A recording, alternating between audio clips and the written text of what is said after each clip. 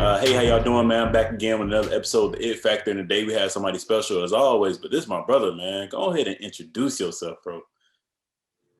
Hey, how are you? I'm Leon Valentine. I am a publicist and digital strategist based out of DC. So, and also Jeremy's frat brother profile. Sir, yes, sir, yes, sir. Man, man, first off, we're gonna jump into the nitty gritty, man. How has it been since graduating from Clark Atlanta University? Like, how has after undergrad been for you? I mean that could be a whole episode in itself, but I would say it'd be almost what at this point 6, almost 7 years since I graduated, and it's been an interesting experience. I've had the opportunity of going from corporate to being freelance, working in the PR industry and kind of working for myself to going finally back into corporate, but working in sports entertainment. So it's been a journey. However, I could say it's one that has taught me a lot about myself and just really a lot about like life in general and like working for yourself, getting to the bag and just really understand the value of like growth and everything too. So Yeah, respect, man. So, like, how is it, being a PR specialist or people reaching out to you, for advice as I do, most brothers do, some women do, like all type of people reach out. How is that like balance to that? it can be an interesting balance because honestly, behind the scenes, I'm very low key. I'm very to myself. So a lot of times, like I don't like to be overly accessible. And the thing about PR, sometimes you are. I mean, we have that comfortability of kind of being known for being behind the scenes. However, our job is to help people. So whether that's putting their image out there, and of course with that, you have to build relationships. So you have to put yourself out there to help the client. So for me, it was a big learning curve because I'm used to just kind of doing things for myself or just kind of doing things a lot behind the scenes while I was in college. Mhm. But I think for me now, I mean, I like doing it. It's harder. I would say now for me to do it because of COVID. I've gotten back in somewhat into that shell. Mhm. But the great thing about it is, I get to really be in this industry to help people from different facets, from like entertainment to food and beverage to CBD. I mean, there's so many things, tech. I mean, there's so many things that I've done. I mean, I can help people to do. So it's a growing thing, I guess, every day. That's amazing, man. So, like, how was your experience undergrad at Clark Atlanta University, man? Like, how was culture, things you did and was able to do there? So my experience was cool. I really had the ultimate experience. I came to Clark Atlanta very quiet, coming from DC. So, at that time, I really, believe it or not, didn't even want to be active on campus. I just was like, I'm just going to go to class and get my degree and come home. Yes, But sir. I realized that, I told myself that I didn't want to graduate and come back to homecoming and feel like I didn't know anybody. I just was like, I'm Mhm. just walking around like, I don't really know nothing. I don't really know anybody. I just got my degree. I didn't want that. So I really pushed myself to get out there more and kind of break through being like to myself and isolated. I had the ultimate college experience because I was an RA, I was a TA, I was very well known, on campus. People knew me. Yes, sir. And then on top of that, I pledged. So, I was known in many, many different circles. And I can honestly say, like, I had a great experience. I love my institution. I love Clark Atlanta. And it taught me a lot about myself and actually helped me to really be who I am today, being active and kind of getting out there more and like people grooming me who were active at the time and like really pushing me. So I love my experience. Sir. Yes, sir. That's amazing, man. Also, in that, that's how I met you. So, look at that, man. So, like, the connections are endless that you have, and I'm thankful for our relationship, brother. I go ahead and say that right now, man. Very thankful for that. But, like, man, to be honest, what would you, tell a person that's in your predicament, like they're studying mass media or in the PR field trying to get that degree, and like, what would you tell them to do while in undergrad to kind of be prepared for once they're done with school? So I think the big disadvantage from my own personal experience is that sometimes we're so much focused on school, right? Or we're focused on the wrong thing. So and you know too, being going to Clark Atlanta and just going to college in general, Right. college to me prepares you for a lot of things. However, we don't really have a vast sense of strategy while we're on campus. Mhm. So you tell yourself you want to graduate and you get the degree. However, a lot of times you really don't know how to kind of make those steps to kind of like really put yourself out there to do it, right? So when you're in school, usually everyone's going after the same opportunity, and you heard it, like you're competing with the Georgia States, the Georgia Techs, the Emory's, and stuff like that. And then of course we're competing with the AUC. However, really, there really doesn't need to be a competition. It just depends on how you put yourself out there. There's many different industries and facets you can kind of, do. Right. And I think for me, being a person who came from MMA, who came from PR, I can tell you that a lot of times because it was so entertainment focused, we were all going after the same things. But looking back in hindsight, it's like, you know, I mean, I could have been in the health industry. I could have been in CBD because there was a point in time where there were many CBD companies who are now six-figure business who came to Atlanta and came to Clark Atlanta, who was looking for interns and people who wanted to work under them and really teach them. But we were like, we didn't want to do all that. We want to focus on the entertainment and the sports and the athletes. We want to focus on that. So, I think a lot of times it's just the strategy aspect. And I would tell people to, and things that I teach you and tell you all the time, never be too complacent. Never get too comfortable in the opportunity because it's that opportunity at the moment. Always find ways to look at things as a stepping stone. So you may be working here now, but always have something that you can do and present yourself to leave. Because in 2 to 3 years, you always want to have a better opportunity. And also learn to rebrand and restructure ourselves too. I tell people sometimes we get comfortable when we feel like things are going right. So you don't want to be in that learning curve of, oh, I don't really need to learn anything else. I don't need to do anything else because I'm comfortable and I'm safe here. So for me, for example, like me being in PR, I was used to being behind the scenes. I like doing that. However, now that I've been writing a lot more, that I've been, recording a lot more, doing things like that, that wasn't something that I was thinking about in college. That wasn't something that I was thinking about when I first got in undergrad. And it wasn't something that I was thinking about growing or learning to do. But we realize that we want to be better and we want to be the best at what we do. And for people to see that we're growing, you have to find things and find ways to reinvent yourself and rebrand. So I would tell people if you're in the communications field or really any field, honestly, to never be lazy, never to be complacent, always find ways to rebrand yourself or regrow or restructure yourself. And I say you can do that yearly or bi-yearly, depending on how you want to do it. But always find ways to reinvent yourself and be new, and just always look for an opportunity when most people really don't see one. I mean, a lot of times as students and as young people, we're so used to trying to get the bag. Hmm. We're so used to trying to get money, and we're so used to trying to get social currency, like likes on Instagram, retweets on Twitter, that type of stuff. However, that doesn't fulfill you at night. It doesn't. Right. Because I can give you $1 million today, and just because you're rich doesn't mean you're happy. It doesn't. Or just because you get 1,000 likes on Instagram and Twitter does not make you successful. Someone can just share your post one time and they liked it for 30 seconds and it resonated with them, but that doesn't make you happy, fulfill you. So, you have to, do things for what you want, that you love to do, and you have to find ways to find opportunities that fulfill you. And when you do that, you'll be complacent. It doesn't matter if a million people see it or 1,000 people see it. It's just something that you want to do and you fulfill it. So. I respect that, man. I respect that, bro. So, like, how was it, working for, the Boston Celtics, Team USA, Mrs. USA pageant, right? How was that? Miss Black USA, which is like the equivalent of Miss USA, Miss Black USA. Yes, sir. Yeah, so crazy enough, when I first graduated in 2015, I started working for Oracle first, which is like a technology corporation. Right. So I grew up, I didn't really grow up in the sports like world like that growing up, and I really didn't even have an advantage of wanting to work in the sport with a sports team. Mm. A colleague of mine who cheered for Boston at the time recommended me, was like, hey, you need to come in, open it. They hire people to work in the PR, like the marketing department or whatever. I think you should apply. And I'm like, I ain't really a sports person like that. So I don't think that they would like me, or I'm not knowledgeable enough to really know the in and out inner workings of sports.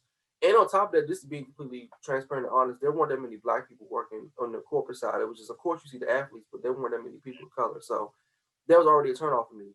But I decided to just go for it, whatever. I applied, and they loved me, and I was there for almost probably 2 years.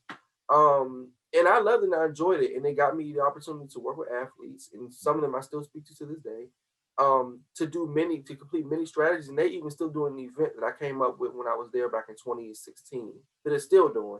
So just stuff like that, I loved it. And even working with Miss Black USA, I can tell you this, I've had a lot of opportunity. Many of the opportunities that I kind of pitched myself for wasn't given to me. They didn't reach out to me. I reached out to them, and I kind of just showed them what I can do or what I can grow in. And they've been some of the most opportunities that kind of propelled me in my career. But it was something that I had to kind of push to do. So I would say in hindsight, it was an amazing opportunity because I grew within myself. I helped grow the Miss Black USA organization. I helped them, of course, too, as well. And then also, from a marketing and PR standpoint, those kind of were the foundations to kind of help me now become known in PR. So. That's amazing, man. So, like, in that, with that, man, what is your it factor, man? Why you do what you do? Oh, You know, I'm still trying to somewhat find my it factor. I'm thinking, believe it or not, honestly, that my it factor really is helping people. Yes, sir. And that's even in and out of PR. I think some when I look at when I look at like the grand scope of life and like what I do naturally, I usually just help people. Hmm. Like usually if someone's asking me for advice or strategy, it has to do with PR, maybe not even. I think my it factor is just being, helpful and also being a person who I try to find things in people that they don't see in themselves. So even if you may not feel like that you're at that point where you can do this, or maybe you can focus on something different, I kind of see things in people that they can kind of propel to make themselves greater. So I think that's probably one of my main it factors. And then I'm just a hustler by nature. Like I'm about to bag. So, You gonna but grind, man, no matter what. I already know that, man. I yeah. can. So I that love that that. definitely is another one of mine. I've definitely been about it bag since I've been a teenager. So So, man, how is it working for Mrs. Selena Johnson, man? How is that operation like day to day? How would that be? Or bi-weekly things like that? That well, it is daily at this point, but I will explain. So it's great. I mean, she's a soror, so of course, that's always a plus and an advantage.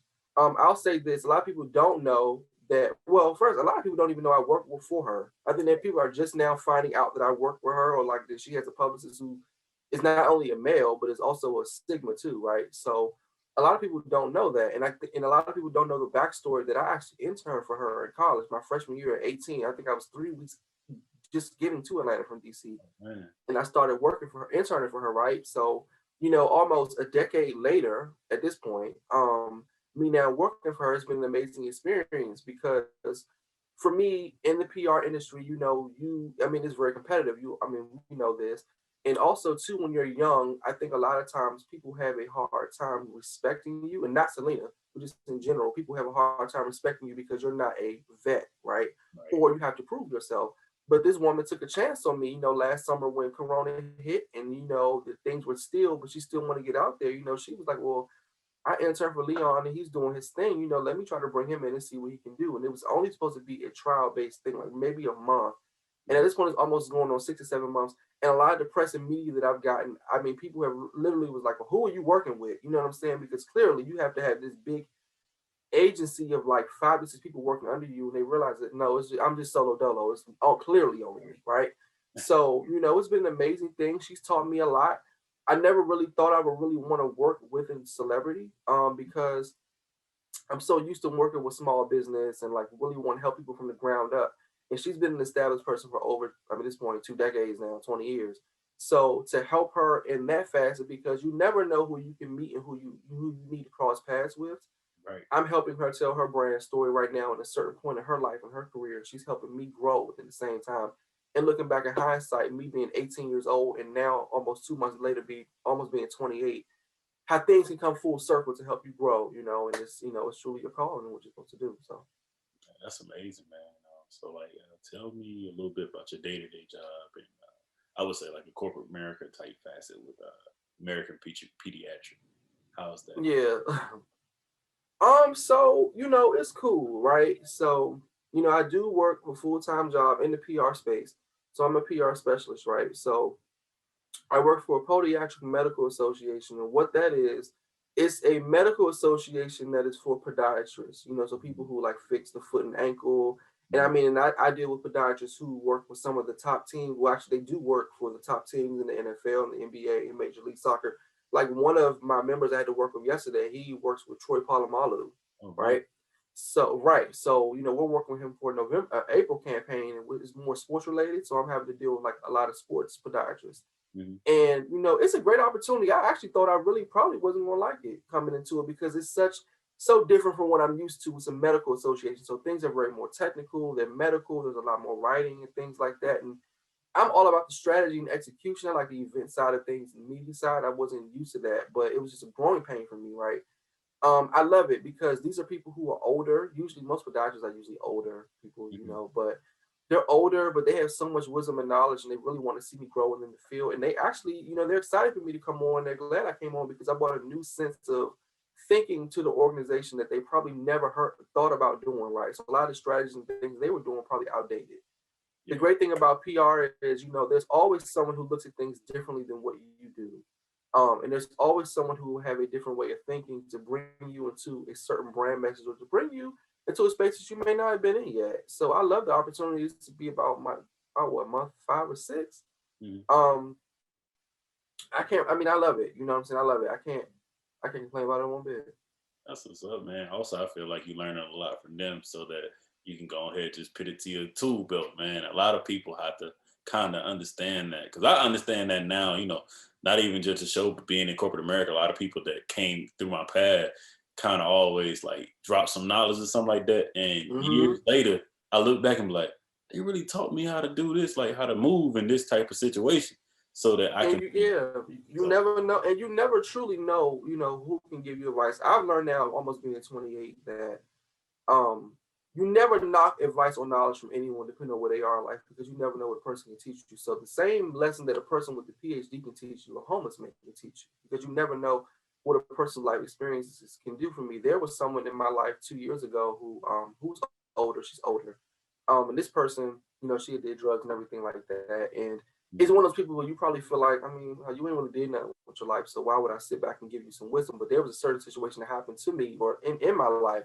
mhm. um, and I had to respect her because she gave me a different outlook on something. And I'm like, damn, I would have never thought that I can take advice from her, or not even just from her, but if we always look at people who may have the degrees or have the money as a source of knowledge that we can get light from people who have probably maybe advanced or succeed in their career where we want to be. But there are people around us every day who we have access to that we don't really look at to pour into us that can really give us that ground tools of knowledge. So, I just wanted to say that as well. You're right about that, man. You're right about that. I always have people now, like in the family, that I'm like, I'm gonna get you on the show. They're like, I don't have no degree. I'm not in this. And I'm like, no, Right. stuff you taught me is the reason I am where I am today. So it's things Yeah, like but I that. was like that. I mean, believe it or not, like I really for a long time I thought, I really wasn't a person that people should not necessarily come to advice for, but I don't give everybody advice. Right. And you know that I don't really give people advice unless I know them or like I feel like I'm gonna pour into them. But for years, and I guess I mean it's just me living in my head or just being who I am.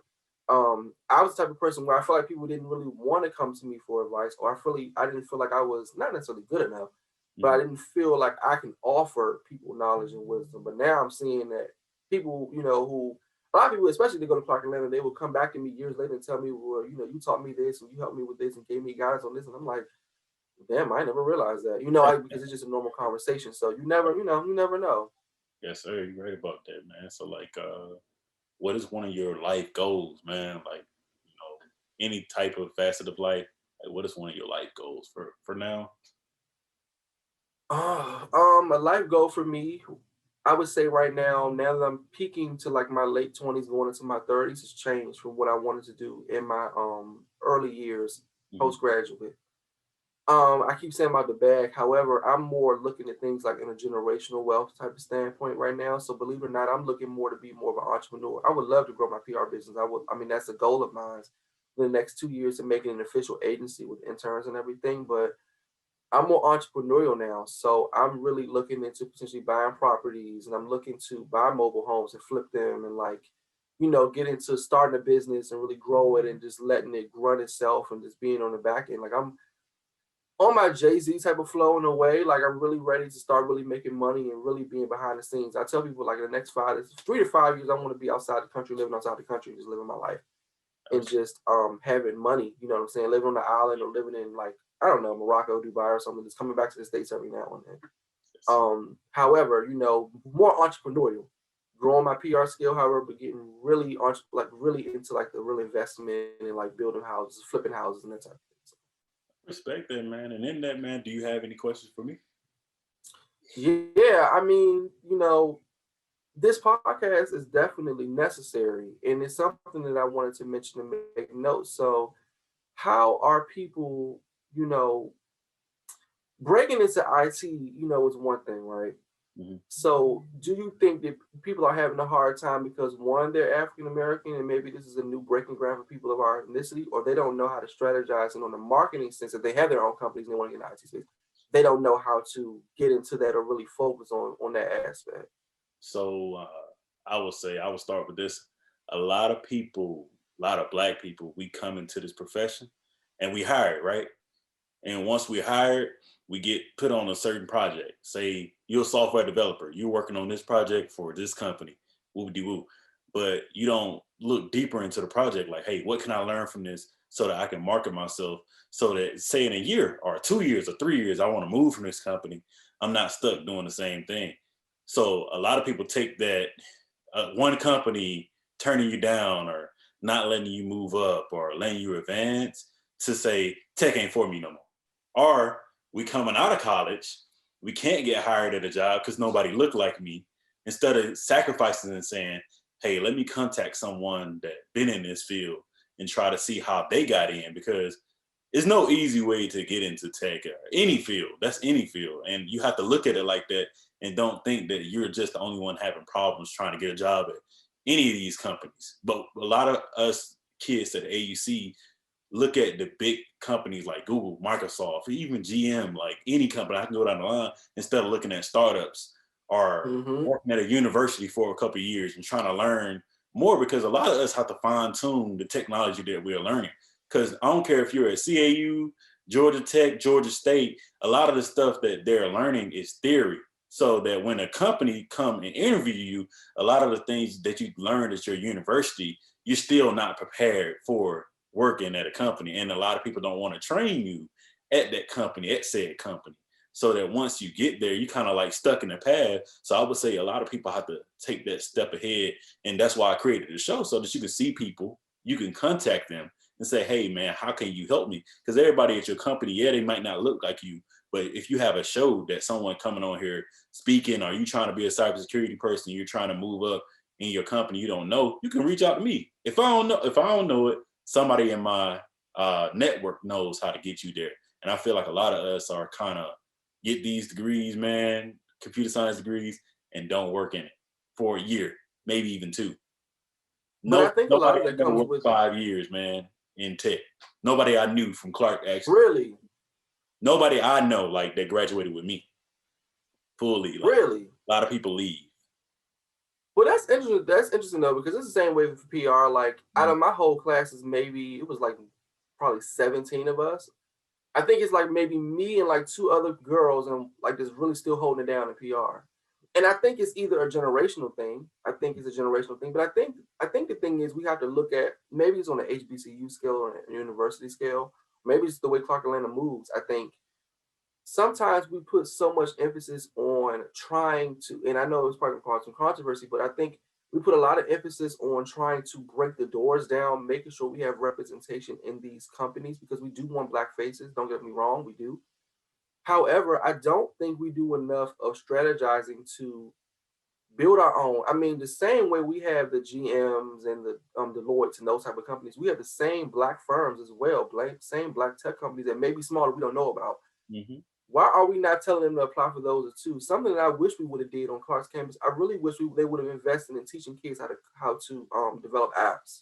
You're right. And develop codes. You know, especially now, apps are everything. They weren't really this prominent when I was on campus, but when we think of like Snapchat, Twitter, even Instagram, there were kids on campus when I first got to Clark Atlanta who were talking about building their own social media platforms when I was there.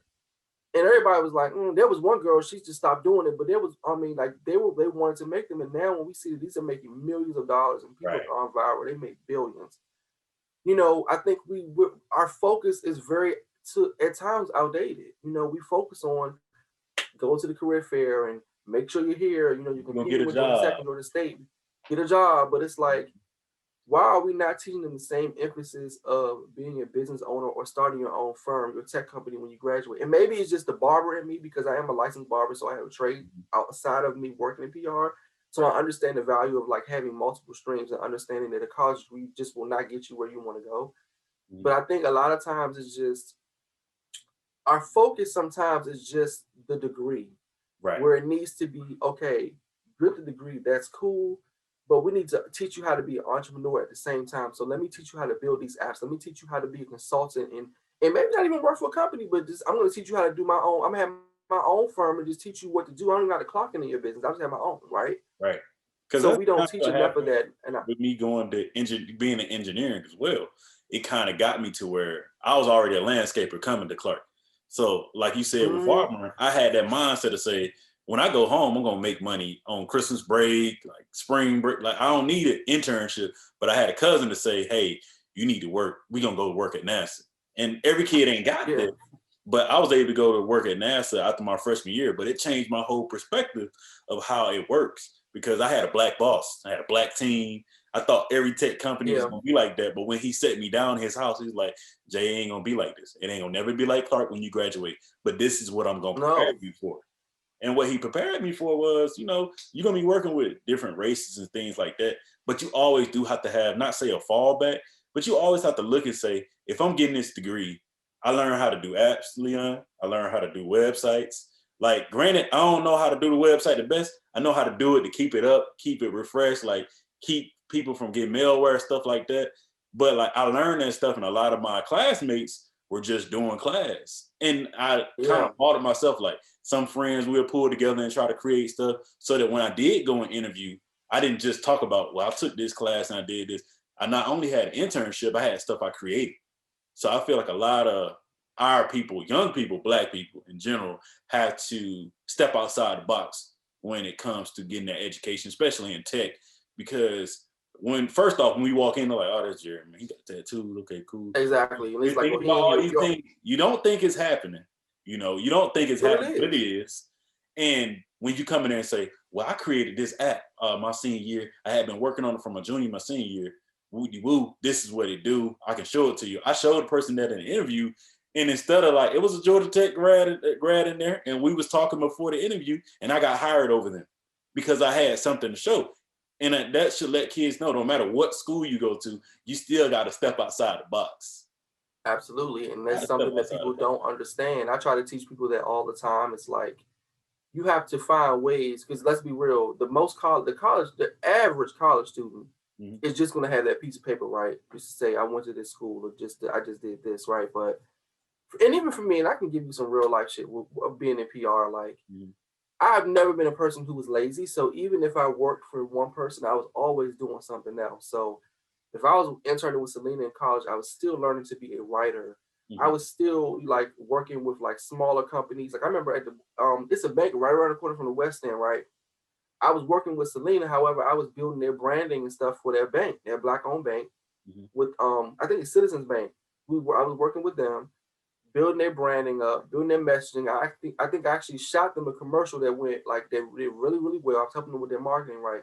So when it was time to go to like these companies, like what's the Oracle, and they were like, well, you have a PR degree. You know, there are a lot of people here that have a PR degree, but what you different? I'm like, well, you know, I actually built a branding campaign that got these many views. You know, not even just on like a regular public broadcasting channel, but people were coming because they were hearing about myself on the radio. So I mean, I worked with this one lady, but I actually worked with other people. You know, I actually had things outside of that, like Mhm. real things that I could show. And a lot of times where our focus is just collegiate. And we have to think about being an entrepreneur, having an entrepreneur mindset. So Right.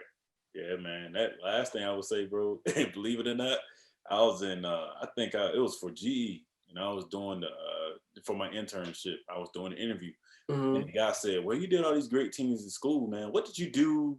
What's this blank space right here?" Because the year before after NASA, I didn't get a job like after NASA, so I was at home landscaping. So he's like, "Tell me about that." Like a lot of students don't want to talk about it, but tell me about that time. How was it? And I once I broke everything down to him, he was just like, "See, that's stuff that companies need. They need somebody that can think, like he said, outside the box." And I've been keeping that with me from then, man. That was a white guy. And I ain't expect Yeah. that from a white guy interviewing me.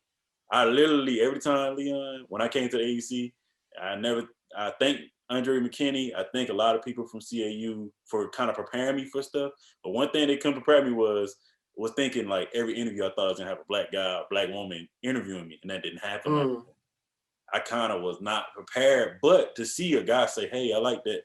I'm gonna take a chance at you," and he didn't look nothing like me, that let me know, like, no matter where you come from, as long as you letting people know that you're willing to set that standard, they gonna let you come on to their job. And I feel like a lot of our people they don't believe in themselves enough, or it's something, and they don't have the representation to think that they can do good in the company. When in actuality, if people give you, a couple steps and say, "Hey, this is what I'm gonna do with you. This is what I want to see you advance as a developer," right?